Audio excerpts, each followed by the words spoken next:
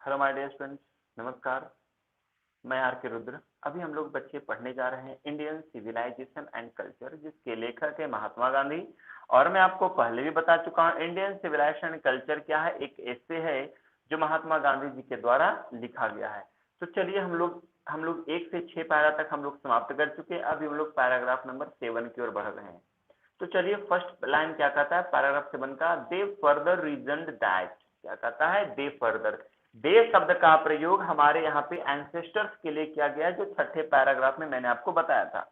दे शब्द का प्रयोग किसके लिए किया गया है, हमारे एंसेस्टर्स यानी हमारे पूर्वजों के लिए किया गया। They further reasoned that large cities were a snare and a useless encumbrance. कहते हैं कि हमारे पूर्वजों का ये तर्क है ना, हमारे पूर्वजों का ये तर्क है। दे फर्दर रीजन, हमारे पूर्वजों का ये तर्क है दैट की, क्या तर्क दिया हमारे पूर्वजों ने, कि लार्ज सिटीज वर असनियर, कि बड़े बड़े शहर क्या हैं, न बड़े बड़े शहर क्या है, एक फंदा है। बड़े बड़े शहर क्या है, एक फंदा है। एंड अ यूजलेस एनकम्बरेंस, और कहते हैं और एक निरर्थक बाधाएं, और क्या बेफजूल की बाधाएं हैं। एंड दैट, और की लोग would not be happy in them, और लोग वहां खुश नहीं रहेंगे, लोग उन बड़े बड़े शहरों में खुश नहीं रहेंगे। देम शब्द का प्रयोग यहाँ पे उन शहरों के लिए किया गया है। कहते हैं that there would be gangs of thieves and robbers, और कहते हैं वहां पे यानी उन शहरों में डाकुओं चोरों का गिरोह रहता है। गैंग्स मिस होता है गिरोह, या फिर कह सकते हो जिसको ग्रुप नहीं कह सकते हो, मतलब चोरों डकैतों का ग्रुप कह सकते हैं ना, कि चोर डकैतों का गिरोह रहता है, ग्रुप रहता है। Prostitution and vice flourishing in them, और कहते हैं कि वहां पे वेश्यावृत्ति, क्या पे कहते हैं वहां यानी उन शहरों में वेश्यावृत्ति यानी वेश्याएं और पाप पनपेंगे। कहते हैं एंड दैट, और की poor men would be robbed by rich men, और वहां पे उन बड़े बड़े शहरों में धनी लोगों के द्वारा निर्धन लोग गरीब लोगों को लूटा जाता है, लूटेगा, है ना। कहते हैं poor men would be robbed, गरीब लोग वहां पे लूटे जाएंगे अमीर लोगों के द्वारा। They were therefore satisfied with the small villages.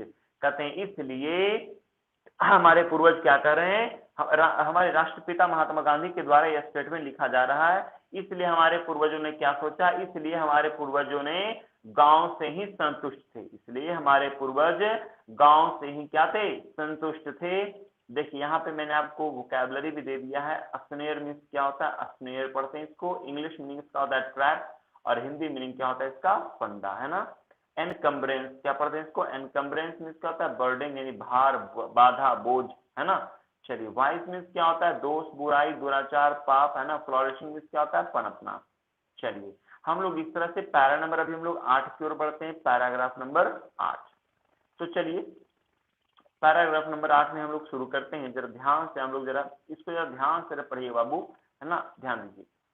कहता है they saw that kings and their swords were inferior to the swords of ethics. ये लाइन बड़ा इंपॉर्टेंट, आप इसको याद कर लीजिए। ऐसा करिए, आप इसे कमेंट में मुझे लिख कर बता दिए तो मेरे लिए और भी बेहतर हो जाएगा, क्योंकि वो आपके लिए बेहतर हो जाएगा, क्योंकि एग्जाम के लिए बहुत इंपॉर्टेंट है। इसको ध्यान में रखिएगा। मैंने क्या बोला, दे सा, दे सा। अच्छा, दे का प्रयोग किसके लिए हो रहा है, हमारे पूर्वजों के लिए हो रहा है। कहते हैं दे सा दैट, उन्होंने देखा कि, किन्होंने, हमारे पूर्वजों ने देखा कि kings and their swords, kings and their swords were inferior to the swords of ethics, कि राजा और उनकी तलवारें, हमारे पूर्वजों ने देखा कि राजा और उनकी तलवारें नैतिकता की तलवारों से घटिया थी। क्या देखा, जो हमारी नैतिकता है, जो हमारी मोरालिटी है, उसकी तलवारों, यहाँ पे तलवार का मतलब ये नहीं कि तलवार की बात हो रहा है, वहां पे उसके चरित्र की बात हो रही है, कि राजा और उसके चरित्र या फिर उसके जो कानून की व्यवस्था है, उसकी तलवार क्या है, उसकी जो व्यवस्थाएं हैं, नैतिकता की व्यवस्था से क्या है, घटिया थी। यानी हम लोग जिस अवस्था में जी रहे हैं उससे कहीं ज्यादा वहां जाकर हम लोग बहुत ही घटिया अवस्था को हम लोग पालेंगे। and they therefore held the sovereigns of the earth to be inferior to the rishis and fakirs।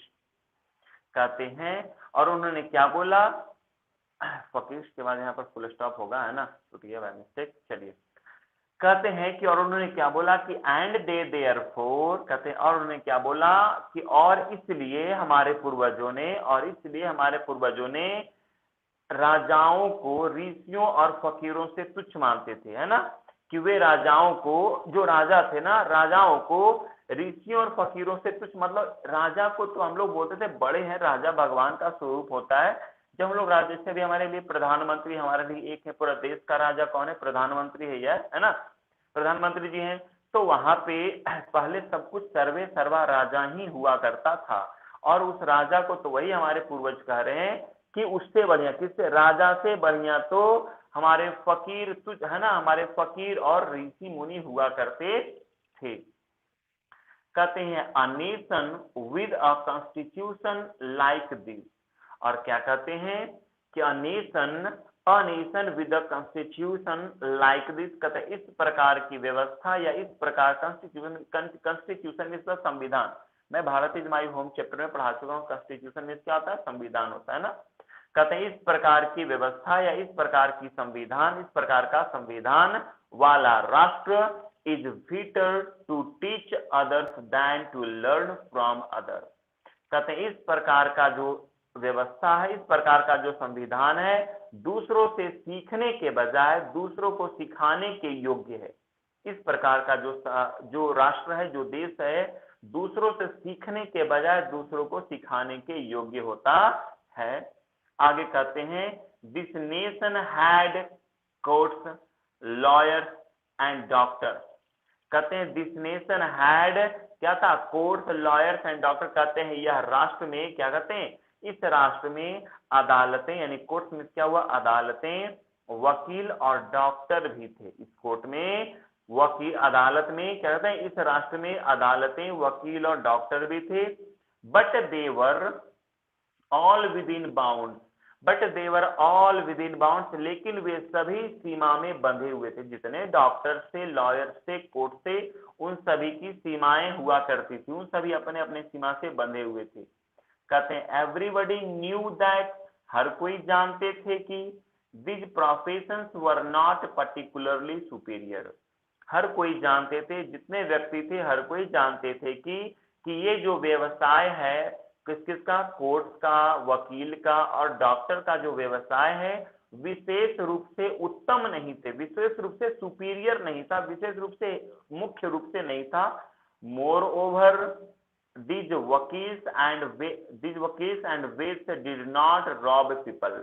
कहते हैं कि मुख्य रूप से ये लोग नहीं थे, कहते हैं मोर ओवर, इसके अतिरिक्त the vakils and vaids did not rob people, इसके अतिरिक्त ये वकील और वैद्य लोगों को लूटते नहीं थे, इसके अतिरिक्त वकील और वैद्य लोगों को लूटते नहीं थे।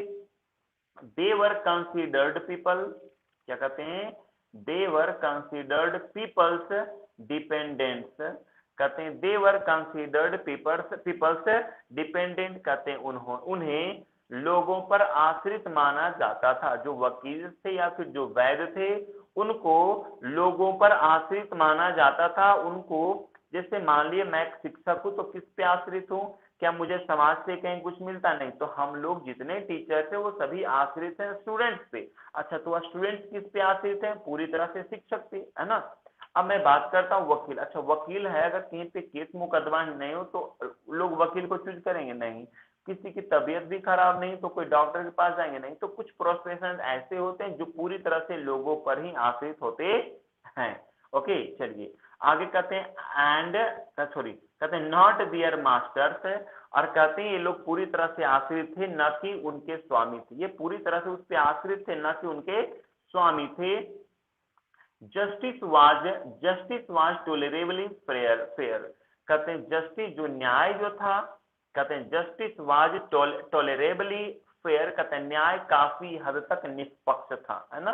क्या कहते हैं, न्याय जो है काफी हद तक क्या था, फेयर था, यानी निष्पक्ष था, है ना। चलिए थोड़ा सा ऊपर करता हूँ ताकि आपको और भी क्लियर दिखे। कहते हैं the ordinary rule was to avoid court.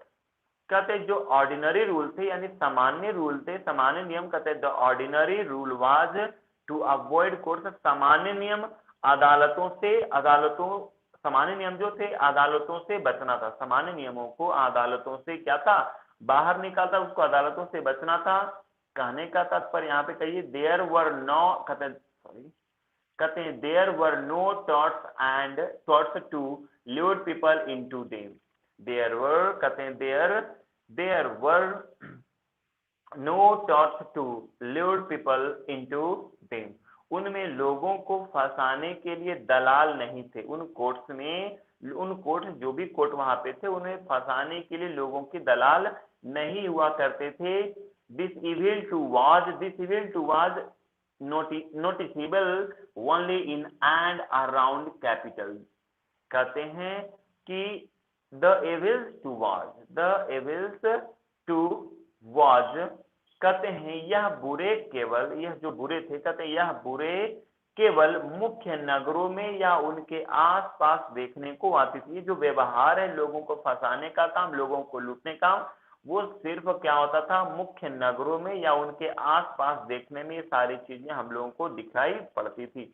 आगे कहते हैं the common people lived independently and followed there agricultural occupation, कहते हैं कि जो कॉमन पीपल हुआ करते थे, सामान्य लोग स्वतंत्र रहते थे। The common people lived independently, सामान्य जो लोग थे वो स्वतंत्र रहा करते थे। And followed there agricultural occupation, और अपना कृषि का व्यवसाय चलाते, जो उनका व्यवसाय था उसको वो फॉलो करते थे, यानी अपना कृषि का व्यवसाय चलाते थे।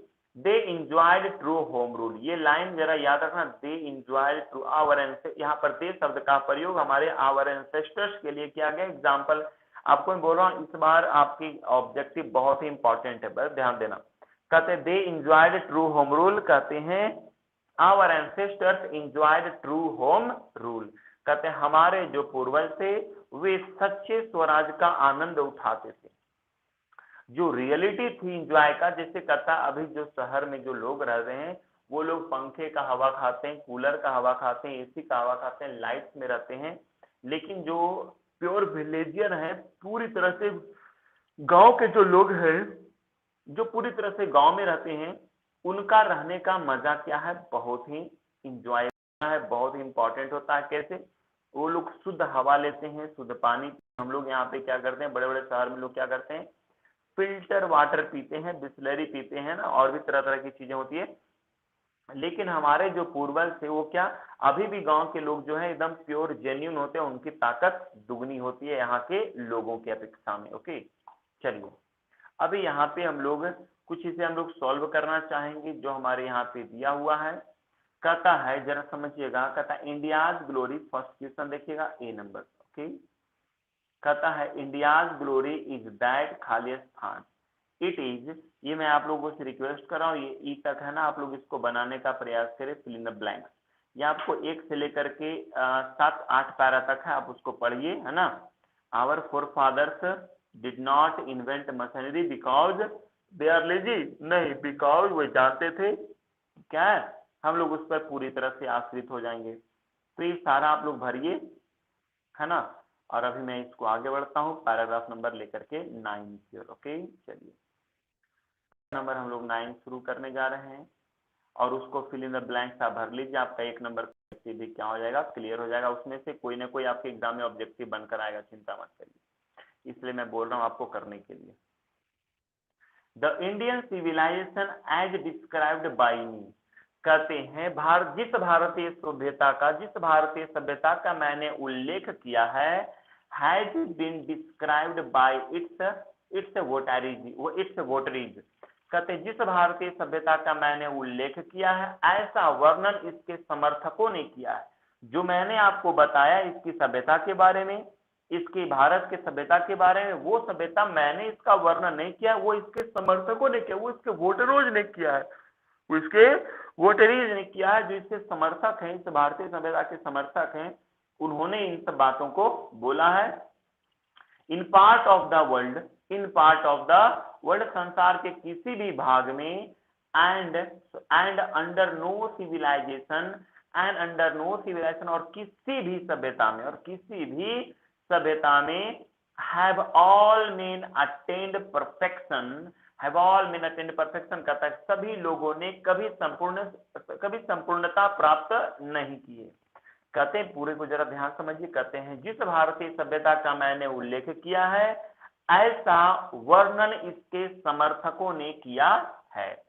संसार के किसी भाग में in no part of the world, संसार के किसी भी भाग में, यहाँ पर नो है तो मैं आगे बढ़ता हूँ, वहां पे मैं नो को लास्ट में जोड़कर बताऊंगा। संसार के किसी भी भाग में और किसी भी सभ्यता में सभी लोगों ने कभी संपूर्णता प्राप्त नहीं की है, कभी परफेक्शन को प्राप्त नहीं किया है। कहते हैं the tendency of Indian civilisation is to elevate to the moral being. कहते हैं कि द टेंडेंसी, सभ्यता का रुझान, the tendency of Indian civilisation, भारतीय सभ्यता का जो रुझान है, जो प्रवृत्ति है, is to elevate the moral being, चरित्र का विकास करना। यहाँ पे क्वेश्चन आया कि भारतीय सभ्यता का टेंडेंसी क्या रहा है, तो भारतीय सभ्यता का इंडियन सिविलाइजेशन या the tendency of Indian civilisation is to elevate the moral being, भारतीय सभ्यता का जो रुझान रहा, जो प्रवृत्ति रहा, वो ये रहा है कि and that is to elevate the moral being, की चरित्र का विकास करना। ये हमारी सभ्यता का क्या रहा है, प्रथम कर्तव्य रहा है। That of the western civilisation is to propagate immorality.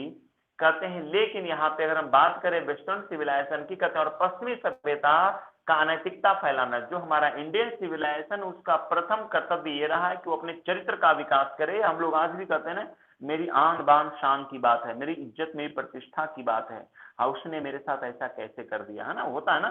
तो लेकिन वेस्टर्न सिविलाइजेशन में ये सारी चीजें मान्य अमान्य है। जैसे मान लिया अगर आप किसी दूसरे कास्ट से विवाह करते हो तो वेस्टर्न में चलता है, वहां तो रोज 2-3 शादियां आए होते रहते हैं, लेकिन अगर यहाँ पे कर लोगे तो क्या हो जाता है, बहुत ही, अरे लव मैरिज कर लिया है, होता है ना। तो ये सारी जो होते हैं प्रोपोगेट, जो होते हैं, कहते हैं western civilisation is to propagate immorality, लेकिन जो पश्चिमी सभ्यता है वो अनैतिकता को फैलाने में लगा है।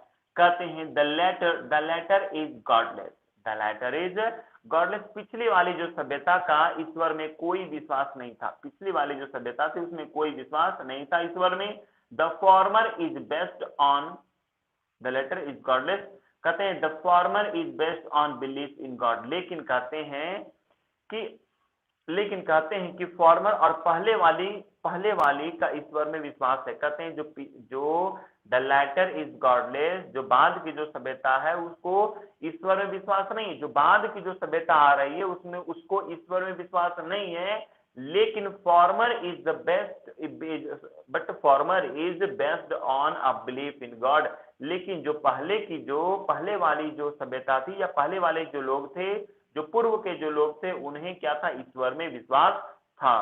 कहते हैं सो इसलिए अंडरस्टैंडिंग एंड सो बिलीविंग, कहते हैं इसलिए ऐसा समझकर और ऐसा विश्वास करके, है ना, so understanding and so believing, ऐसा समझकर और ऐसा विश्वास करके, it behoves every lover of India to cling to the old Indian civilization, कहते हैं ऐसा समझकर और ऐसा विश्वास करके भारत के हर प्रेमी के लिए उचित है, ऐसा समझना और ऐसा विश्वास करना भारत के हर प्रेमी के लिए, हर लवर, इंडियन लवर के लिए क्या है, उचित है। कहते to cling the old Indian civilisation even as a child clings to the mother's breast, कहते हैं कि भारत के हर प्रेमी के लिए उचित है वह भारतीय सभ्यता से इसी तरह से लिपटा रहे, वो भारतीय सभ्यता से क्या रहे, इसी तरह से एकदम जैसे लिपटा रहे। और कैसे, इवन एज, जैसे a child cling to a mother's breast, कहते हैं, मैं पूरा लाइन को जरा फिर से पढ़ता हूँ जरा समझना। कहते हैं कि पहले वाले को ईश्वर में विश्वास था, विश्वास है, सो अंडरस्टैंडिंग ऐसा समझना, सो बिलीविंग और ऐसा विश्वास करना, it behoves every lover of India, Bharat के हर प्रेमी के लिए उचित है कि to cling to the old Indian civilization, वह पुरानी भारतीय सभ्यता से क्या रहे, इसी तरह से लिपटा रहे, उसमें विश्वास करता रहे, उसको ऐसी तरह से समझते रहे, उस ओल्ड इंडियन सिविलाइजेशन को, पुराने वाले हमारे भारतीय सभ्यता को उसी तरह से हम लोग समझते रहे। इवन एज किसकी तरह हम लोग अपनी सभ्यता से लिपटे रहे, उस बच्चे की तरह लिपटे रहे जो बच्चा अपनी माँ के छाती में दूध जब पीता है तो इतना कितना चिपक करके एकदम है ना, वो अपनी माँ का जो है ना दूध जब पीता है बच्चा तो उसको छोड़ा नहीं सकते, इतना जोर से अपनी माँ की छाती में लटका हुआ रहता है ना। तो वही महात्मा गांधी कहते हैं उस बच्चे की भांति उस अपनी माँ के ब्रेस्ट में लटका हुआ बच्चा है जो कितना लपटे हुए अपनी माँ को रहता है, उसी उसी तरह से हम लोग अपनी भी सभ्यता से क्या रहे, लिपटे रहे हम लोग, उसी अपनी सभ्यता को हम लोग अपने उसी आदर के साथ और उसी तरह से हम लोग देखते रहे कि वही है जो हमारी जन्मभूति। जैसे बच्चा जब माँ के दूध जब पीता है तो उसको क्या मिलता है, उसको ताकत, उसको ऊर्जा प्राप्त होती है। एक माँ महान कब बनती है, जब वो अपने बच्चे को पालन पोषण करते, अपने बच्चे को जन्म देते, अपने बच्चे को अपने सीने का दूध पिला, छाती का दूध पिलाती है, तब जाकर वो माँ महान बनती है ना।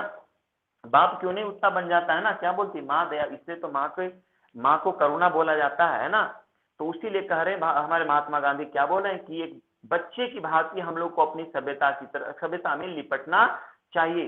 कहते I am no hater of west, कहते मैं पश्चिमी सभ्यता का नफरत करने वाला व्यक्ति, ऐसा नहीं कि मुझे पश्चिमी सभ्यता पसंद नहीं है, नहीं है, ऐसा नहीं है कि मुझे पश्चिमी सभ्यता का मैं घृणा करने वाला हूं या नफरत करता हूं, ऐसा नहीं है। I am thankful to west for many things, है ना, कहते हैं कि मैं पश्चिमी सभ्यता को धन्यवाद करता हूं, बहुत सारी चीजों के लिए मैं उसे धन्यवाद करता हूं। For many thing I have learned from western literature, कहते हैं I am thankful to the west, मैं पश्चिमी सभ्यता का धन्यवाद करता हूं। फॉर मेनी अ थिंग, क्या लिखा हुआ, फॉर मेनी अ, अगर फॉर मेनी अ थिंग की जगह पर फॉर मेनी थिंग्स भी करेंगे तो कोई दिक्कत नहीं है। कहते हैं for many a thing I have learned from western literature, Gandhi ji कह रहे हैं क्योंकि मैंने पश्चिमी सभ्यता से, पश्चिमी देशों से बहुत सी बातें सीखी है, बहुत सी बातें सीखी है। But I am thankful to modern civilisation for teaching me, कहते हैं लेकिन मैं आधुनिक सभ्यता का आभारी हूं, लेकिन मैं आधुनिक सभ्यता का आभारी हूं दैट की if I want India to rise to its fullest height, कहते हैं कि अगर मैं, कहते हैं अगर मैं भारत हो, कहते हैं कि अगर मैं भारत, एक मिनट रुकिए बाबू, कहते हैं अगर मैं भारत को पूरी तरह ऊंचाई तक उठाऊं, एक मिनट मैं इसको पूरा हटा ही देता हूं। कहते हैं if I want India to rise to its fullest height, कहते हैं कि भारत पूरी ऊंचाई तक उठे, है ना, कहते हैं कि यदि मैं चाहता हूं कि भारत पूरी ऊंचाई तक उठे, I must tell my country man frankly that after years and years of experience of modern civilisation, है ना, कहते हैं कि आई मस्ट टेल, मैं अपने कंट्री वासियों को, अपने देशवासियों को फ्रैंकली कहना चाहता हूं, एक्सपीरियंस ऑफ मॉडर्न सिविलाइजेशन, मैं अपने देशवासियों को स्पष्ट बता देना चाहता हूं, फ्रैंकली कह देना चाहता हूं कि after years and years of experience of modern civilisation, कि आधुनिक सभ्यता के अपने कई वर्षों के अनुभव के आधार पर, आधुनिक सभ्यता के अपने कई वर्षों के अनुभव के आधार पर I have learned one lesson from it and that is that we must shun it all the cost, हमने कहा, गांधी जी कह रहे हैं आधुनिक सभ्यता के अपने कई वर्षों के अनुभव के आधार पे मैं इसे एक ही पाठ सीखा हूं, मैंने इससे आधुनिक सभ्यता से पूरे अनुभव मैंने एक ही पाठ सीखा, और वो क्या सीखा है, and that is that we must shun it all cost, कि क्या मैंने सीखा, और वह ये है कि इसका हर कीमत पर त्याग कर देना चाहिए। हमने आधुनिक सभ्यता से यही सीखा है कि हमें आधुनिक सभ्यता को हर कीमत पर क्या कर देना चाहिए, त्याग कर देना चाहिए। हमने बस आधुनिक सभ्यता से यही कुछ सीखा है कि हमें आधुनिक सभ्यता का क्या कर देना चाहिए बच्चे, त्याग कर देना चाहिए। आपको मैं भी थोड़ा इससे, गांधी जी से मैं इस बात को लेकर सहमत हूं कि गांधी जी ने भले, है ना, क्या क्या है ना, वो तो बात की बात है, लेकिन यहाँ पे जो उन्होंने बात बोला है कि हमें आधुनिक सभ्यता को त्याग कर देना चाहिए। ऑफ कोर्स डियर, आप बोलोगे सर अगर हम त्याग कर देंगे तो आप और मेरे में कम्युनिकेशन कैसे होगा, ऑफ कोर्स अच्छी बातें भी और अच्छी चीजें भी है, आधुनिक सभ्यता जो चीज खराब है वो चीज उस चीज में अच्छाई भी होती है, ऐसा नहीं है कि अगर आपको मैं बुरा लग रहा हूं तो ऐसा नहीं कि मुझ में कुछ अच्छाई नहीं है, अगर आपको मैं अच्छा लग रहा हूं तो ऐसा नहीं कि मुझ में कुछ बुराई नहीं है। मुझ में बुराई और अच्छाई हर चीज में होती है, तो आधुनिक सभ्यता में भी है। चलिए आगे बढ़ते हैं। कहते हैं what is that modern civilisation. कहते हैं मॉडर्न सिविलाइजेशन क्या, आधुनिक सभ्यता क्या है, जरा मुझे ये बताइए। मॉडर्न सिविलाइजेशन आप किसे कहते हो, आधुनिक सभ्यता क्या है। It is the worship of material. यहाँ पे बता रहे हैं कि आधुनिक सभ्यता क्या है, तो कह रहे हैं Gandhi ji it is the worship of material. क्या कहते हैं, यह भौतिक वस्तुओं की उपासना है। मॉडर्न सिविलाइजेशन क्या है, तो भौतिक वस्तुओं की क्या है, उपासना है। और क्या है, तो it is the worship of brute of in us. ध्यान देना, अगर कोई पूछे what is modern civilization, modern civilization क्या है, तो कहना modern civilisation is the worship of material according to Mahatma Gandhi. It is the worship of a brute in us. और क्या कहते हैं, यह हमारे अंदर यानी आधुनिक सभ्यता हमारे अंदर की पशुओं की उपासना है। आधुनिक सभ्यता क्या, हमारे अंदर के पशुओं की क्या है, उपासना है। It is unadulterated materialism and modern civilization is nothing। कहते हैं कि और क्या है ये, तो कहते हैं यह कोरा भौतिकवाद है। यह क्या है, अनअडल्टर्ड मटेरियलिज्म। कहते हैं यह कोरा मतलब पूरी तरह से भौतिकवाद है। And modern civilisation is nothing, और कहते हैं और आधुनिक सभ्यता कुछ नहीं है। If it does not think at every step of triumph and material civilisation. कहते हैं आधुनिक सभ्यता कुछ नहीं है यदि पग पग पर यानी यदि कदम कदम पर पग पग पर भौतिक सभ्यता की विजय के बारे में विचार नहीं करती। अगर पग पग पर भौतिक सभ्यता के विजय के बारे में, उसके जीत के बारे में अगर हम विचार नहीं करते हैं, ट्रायम्फ नहीं के बारे में विचार नहीं करते हैं, तो क्या है, तो भौतिक सभ्यता, तो आधुनिक सभ्यता कुछ भी नहीं है। लेकिन हम लोग क्या करते हैं, हम लोग को कदम कदम पे क्या चाहिए, सुविधा चाहिए। क्या चाहिए बाबू, सुविधा चाहिए। और उसी सुविधा को हम लोग पाने के लिए क्या करते हैं, हर तरह के व्यक्ति हथकंडे अपनाते हैं, चाहे वो गलत हो या सही हो। सही काम के अगर आप सही काम करके अगर आप कर रहे हो तो फिर डेफिनेटली सही है। लेकिन कोई बहुत सारे ऐसे व्यक्ति हैं जो गलत कार्य करके भी अपना काम धंधा कर रहे हैं, जो बिल्कुल क्या है, अनैतिकता का घोतक है। चलिए पैरा नंबर 12 पे चलते हैं। कहते हैं इट इज परहैप्स अननेसेसरी। कहते हैं इट इज परहैप्स अननेसेसरी। कहते हैं कि इट इज परहैप्स अननेसेसरी, कहते हैं कि ये यदि मतलब कहते हैं कि आवश्यक नहीं है। ये क्या है, शायद ये आवश्यक नहीं है। इफ नॉट यूजलेस, अगर ये बेकार नहीं है तो क्या है, to weigh the merits of the two civilisation. कहते हैं कि it is perhaps unnecessary if not useless to weigh the merits of the two civilisation. कहते हैं संभवतः यानी प्रायः सामान्य तौर पे अगर देखा जाए तो दोनों सभ्यताओं के गुणों को परखना, गुणों को तोलना, गुणों को मापना यदि बेकार नहीं तो अनावश्यक है।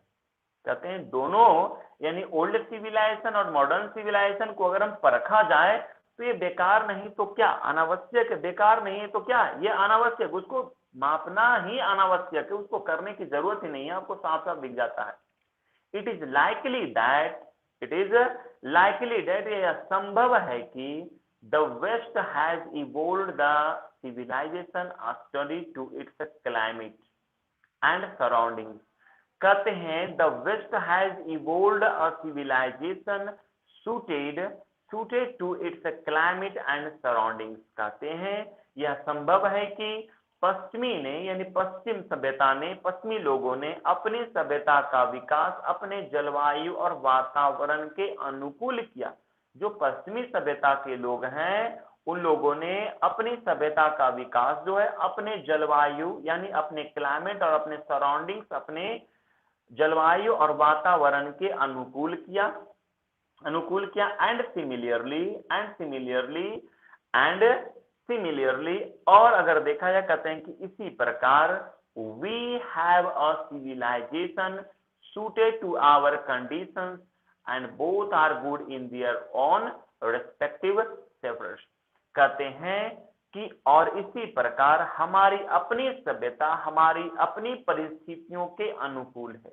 हमारी अपनी सभ्यता हमारी अपनी परिस्थितियों का क्या है, हमारी अपनी परिस्थितियों के अनुकूल है। And both are good in their on their own respective spheres कहते हैं, और दोनों अपने अपने क्षेत्र में अच्छे हैं, और दोनों इंडियन सिविलाइजेशन हो या फिर वेस्टर्न सिविलाइजेशन हो, दोनों अपने अपने जगह पर क्या है, सही हैं। दोनों अपने जगह पर क्या है, सही हैं। कैसे? जैसे हम बात करते हैं अगर इंडियन सिविलाइजेशन की, जैसे अगर विदेशी लोगों की अगर हम बात करें तो विदेश के लोग ज्यादा समय तक हमारे इंडिया में नहीं रह पाएंगे।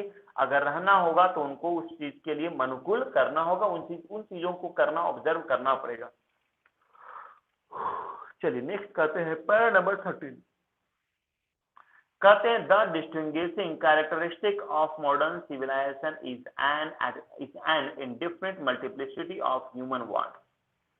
कहते हैं द डिस्टिंग्विशिंग कैरेक्टरिस्टिक कहते हैं कि आधुनिक सभ्यता, क्या कहते हैं, आधुनिक सभ्यता, मॉडर्न सिविलाइजेशन, आधुनिक सभ्यता मनुष्य की इच्छाओं के अनंत फैलाव का एक विशिष्ट गुण है। Modern civilisation is an indefinite multiplicity of human wants the distinguished characteristic कहते हैं आधुनिक सभ्यता का विशिष्ट गुण क्या है, कि विशिष्ट गुण क्या है कि हमारी इच्छाओं को, यानी मनुष्य की इच्छाओं के अनंत फैलाव तक पहुंचाना, यानी मनुष्य की जो इच्छा है उसको अनंत दूरी तक क्या करना, indefinite multiplicity of human wants, मनुष्य की इच्छा को अनंत दूरी तक फैलाना, ये हमारी क्या, हमारे मॉडर्न सिविलाइजेशन की क्या है, प्राथमिकता, उसका गुण है। आगे कहते हैं the characteristic of ancient civilisation is an imperative restriction upon, कहते हैं कि लेकिन अगर हम बात करें प्राचीन सभ्यता का गुण की, तो प्राचीन सभ्यता का गुण इन इच्छाओं को अनिवार्य रूप से सीमित करना है। जैसे जो भी चीजें हम लोग पुराने समय में किया करते थे, उन सभी चीजों को क्या कर दिया था, अगर उन सभी चीजों को एक लिमिटेड समय के लिए, एक लिमिटेड टाइम के लिए उसको बांध दिया गया था। जैसे अगर पढ़ाई है तो पढ़ाई का एक अलग टाइम था, है ना, काम है तो काम का अलग, मतलब हर चीज का हर सेक्शन क्या था, अपने अपने टाइम पे बटा हुआ था। अभी हम लोग क्या करते हैं, जब जिसकी जो इच्छा होती है वो करते हैं। कहते हैं and a strict regulating of these wants, और कहते हैं क्या कहते हैं, और कठोरता से उन इच्छाओं को नियंत्रित करना, है ना, और उतने ही जितना सबको रिस्ट्रिक्शन कर दिया गया, सबको उन सभी नियमों में बांध दिया जाता था पुराने समय में, और सभी को उन इच्छाओं को कठोरता से नियंत्रित करते थे। और आगे कहते हैं द मॉडर्न और वेस्टर्न इनसेटिबलनेस, यानी असंतुष्टि होता है, इनस्टेबलनेस arises really from want of living faith in a future state and therefore also a divinity। कहते हैं कि यहाँ पे अगर हम बात करें तो कहते हैं कि वास्तव में, रियली में अगर बात करें, जेन्युइनली अगर हम बात करें तो वास्तव में आधुनिक सभ्यता, आधुनिक या पश्चिमी असंतुष्टि का कारण है। वास्तविकता अगर हम बात करें तो आधुनिक सभ्यता या पश्चिमी सभ्यता असंतुष्टि का कारण और उनका भविष्य में और ईश्वर में सच्चे विश्वास की कमी का कारण है। वास्तव में अगर हम बात करें तो आधुनिक सभ्यता और पश्चिमी सभ्यता क्या असंतुष्टि का कारण उनका ये है कि भविष्य में, यानी इन फ्यूचर, यानी भविष्य में ईश्वर में, यानी गॉड में, डिवाइनिटी में सच्चे विश्वास की कमी का कारण है। हम लोग क्या कहते हैं, धीरे धीरे हम लोगों को भगवान से, यानी ईश्वर पर से भरोसा क्या होता जा रहा, उठता चला जा रहा है। कहते हैं कि the restraint of ancient or western civilization arises from a belief, often in spite of ourselves, in future state and experience of divine power। और कहते हैं कि प्राचीन या पूर्वी सभ्यता, कहते हैं द रेस्ट्रेंट ऑफ एंशिएंट और वेस्टर्न सिविलाइजेशन, है ना, ईस्टर्न, सॉरी यहाँ पे मैंने वेस्टर्न पढ़ा दिया, eastern civilisation arise from a belief कहते हैं प्राचीन और पूर्वी सभ्यता का संयम भविष्य की परिस्थिति एवं ईश्वर की शक्ति में विश्वास के कारण है। उनकी जो पावर है, उनका जो संयम है, वो भविष्य की परिस्थिति को देखते हुए और ईश्वर की शक्ति में विश्वास का कारण बना हुआ है। हम लोग अब बात करते हैं बच्चे 14वें पैराग्राफ की 14 पैरा की। आगे कहता है some of the immediate of brilliant results of modern inventions are too maddening to resist कहते हैं सम ऑफ द इमीडिएट कहते हैं कि आधुनिक आविष्कार, आधुनिक इन्वेंशन जो modern inventions are too maddening to resist कहते हैं कि आधुनिक आविष्कार के कुछ तुरंत सम ऑफ द इमीडिएट कहते हैं आधुनिक आविष्कारों के कुछ तुरंत एवं चटकीले, है ना, ब्रिलियंट रिजल्ट, कुछ चटकीले परिणाम ऐसे पागल बनाने वाले हैं कि उनका विरोध करना असंभव है। जो आधुनिक समय में नहीं, आप लोग देखते हो, अरे भाई ये एप्लीकेशन डाउनलोड करो फटाफट 200 500 1000 1000 रुपया तुरंत मिलेगा। अच्छा बच्चे क्या करते हैं, अच्छा 1000 रुपया नहीं देता आपको 50 या 20 100 रुपया देता, क्या करते हो आप लोग, फटाफट 10 जगह शेयर करो, 10 रुपया मिलेगा। तो बताओ 10 रुपया शेयर करके क्या करोगे। 100 रुपया भी अगर पर डे आपको मिलता है तो 30 दिन में आपको मिलेंगे कितने, 3000 रुपया। क्या आपको लगता है शेयर करने से मिल जाता है? जो भी अपने मेहनत पे, है ना, अपने मेहनत पे विश्वास करिए। कहते हैं आजकल के जो आविष्कार हो रहे हैं वो पागल बना देने वाला रहता है। But I have no manner of doubt, कहते but I have no manner of doubt, कहते लेकिन मुझे किसी प्रकार का भी कोई संदेह नहीं है that victory of man lies in that resistance, कहते हमें कोई संदेह नहीं है कि मनुष्य की विजय उनका विरोध करने में है कि मुझे, कहते मुझे कोई इस प्रकार का संदेह नहीं है कि मनुष्य की विजय, मनुष्य का जो विजय है उनका विरोध करने में है। We are in danger of bartering away the permanent good for the mentoring pleasure, कहते हैं कि हम क्षणिक आनंद के बदले शाश्वत लाभ ले लेंगे, है ना, शाश्वत लाभ दे देंगे। कहते हैं हम क्षणिक आनंद के पीछे अगर भागते हैं, क्षण भर के लिए आनंद के पीछे भागते हैं तो क्या होगा, हमें वहां से सिर्फ और सिर्फ दुख मिलेंगे, कभी सुख प्राप्ति नहीं होगा।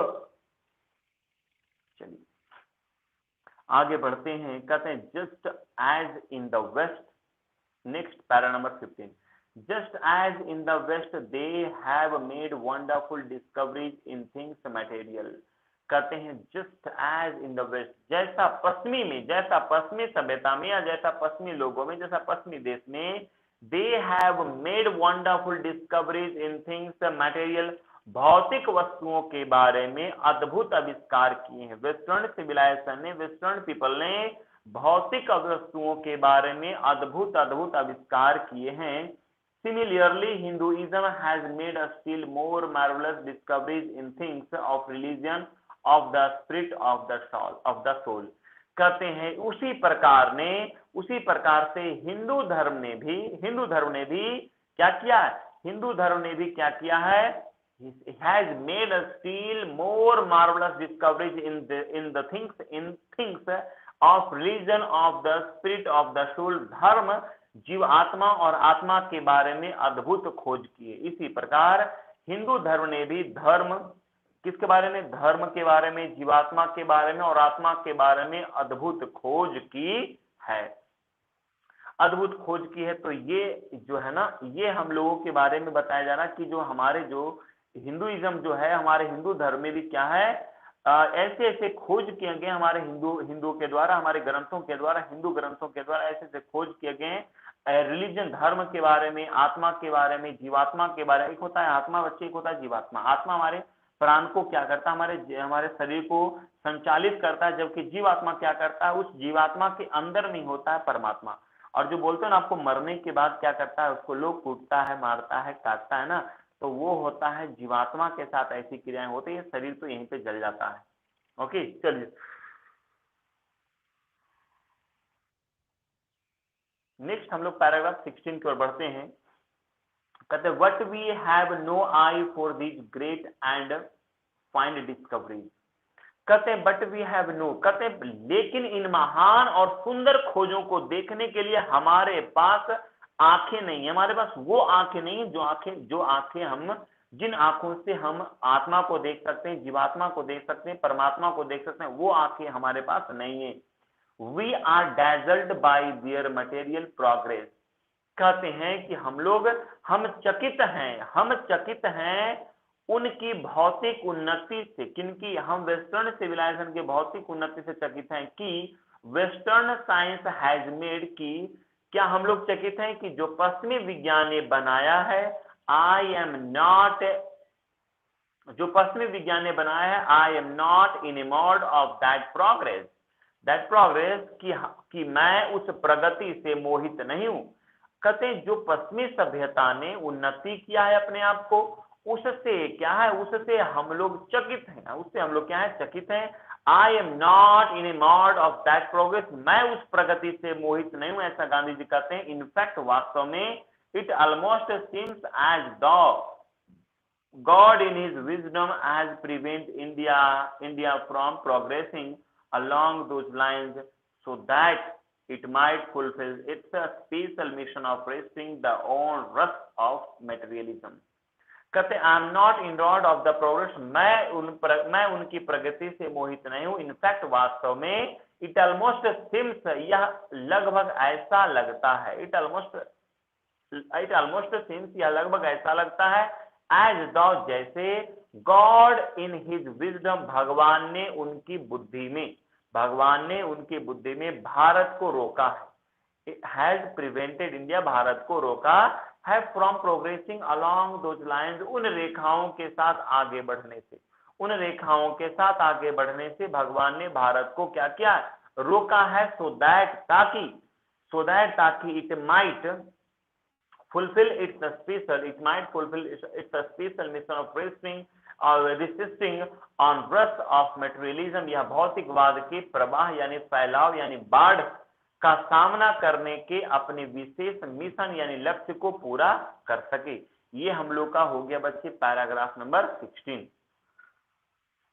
अभी हम लोग आगे बढ़ते हैं, पैराग्राफ नंबर 16 वो हम लोग नेक्स्ट सेशन में अटेंड कर लेंगे। ओके, चलिए सुखी रहिए, स्वस्थ रहिए, खुश रहिए, हंसते रहिए, मुस्कुराते रहिए, और हाँ खुद का ख्याल रखें, अपने माता पिता का भी ख्याल रखें।